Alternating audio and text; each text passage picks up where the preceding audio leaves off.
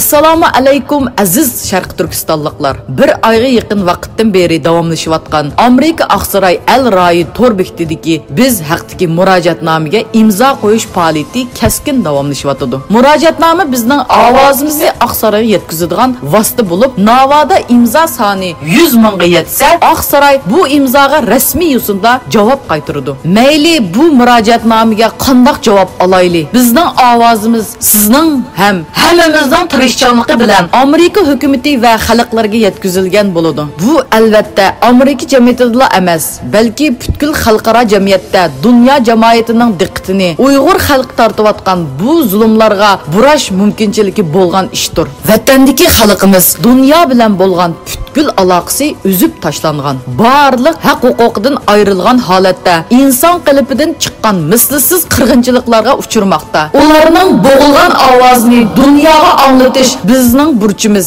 va mas'uliyatimiz. Aziz qarindoshlar, 100 ming imzo, 100 ming qarindishimizning ovozidir. 100 ming imzo millionlagan Sharq Turkistonlik mazlum xalqning mung zaridir. Qani, aziz qarindoshlar, vatandagi qarindoshlarimiz uchun imzo atayli va tashviq qilayli. Qani, imzoga keling. Shu zulm ichida ko'rayotgan xalqimizni har xil, har yo'llarni sinash orqali qutuldirayli.